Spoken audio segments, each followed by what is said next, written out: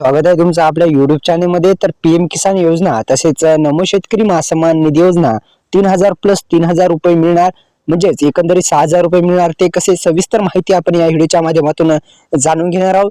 तर मित्रांनो, महाराष्ट्रामध्ये जे निवडणूक आहे ती निवडणुकीचे बिगुल वाजलेलं आहे आणि अनेक राजकीय पक्षांनी आपापले जे जाहीरनामा आहे ते तयार करून जनतेसमोर सांगितलेलं आहे की आम्ही ह्या योजना मांडूत आणि तसेच शेतकऱ्यांसाठी एक महत्त्वपूर्ण असे निर्णय घेतलेला आहे। ते या व्हिडिओच्या माध्यमातून आपण जाणून घेण्याचा प्रयत्न करणार आहोत। ते म्हणजे नमो शेतकरी आणि पीएम किसान योजनेच्या संदर्भात महत्त्वपूर्ण असे अपडेट तुम्हाला मी सांगणार आहे। त्यामुळे आताच आपल्या YouTube चॅनलला सबस्क्राइब करा, बेल आयकॉनला ऑल प्रेस करायला विसरू नका। तर मित्रांनो, महाराष्ट्रातील सत्ताधारी आघाडीचा भाग असलेल्या भाजप विरोधी महाविकास आघाडीने 10 नोव्हेंबर आपापले निवडणूक जाहीरनामे प्रसिद्ध करण्यात आलेले आहेत। 100 दिवसाचा आजमाना मांडला आहे। भाजपाने सक्तीच्या धर्मांतराच्या विरोधात कायदा आणण्याचे जाहीर केलेले आहे।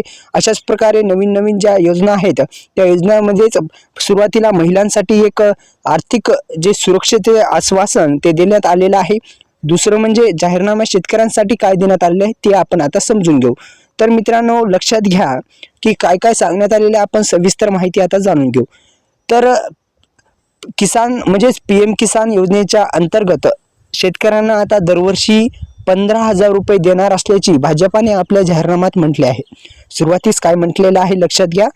तर त्यांनी असं म्हटलेलं आहे की पीएम किसान योजनेच्या दरवर्षी आम्ही 15,000 रुपये देऊत असल्याचे भाजपाने म्हटलेले आहे। तसेच शेतकऱ्यांची कर्जमाफी देखील केली जाणार आहे आणि त्यांनी म्हटलेलं आहे की शेतकऱ्यांची आम्ही कर्जमाफी सुद्धा करूत असं सुद्धा म्हटलेलं आहे। 20% पर्यंत रूपांतर योजना MSPच्या समयाने लागू केली जाईल। त्याचवेळी महाविकास आघाडीने सुद्धा कर्जमाफीचे आश्वासन दिलेले आहे। 3 लाखापर्यंतचे जे कर्जमाफ आहे ते आम्ही करूत असं सुद्धा आश्वासन दिलेलं आहे। महाविकास आघाडीने दिले आहे की शेतकरी आत्महत्या रोखण्यासाठी समिती स्थापन करण्याचे आश्वासन दिलेले आहे। तसेच पीक विमा असेल या अटी काढून ते विमा सुलभ करण्यासाठीचे वचन महाविकास आघाडीने दिले आहेत। तर मित्रांनो, अशा पद्धतीने हे जाहीरनामा त्यांनी मांडलेला आहे। तर मित्रांनो, आपल्या YouTube चॅनलला सबस्क्राइब करायचं आहे, बेल आयकॉनला ऑल प्रेस करायचं आहे। धन्यवाद।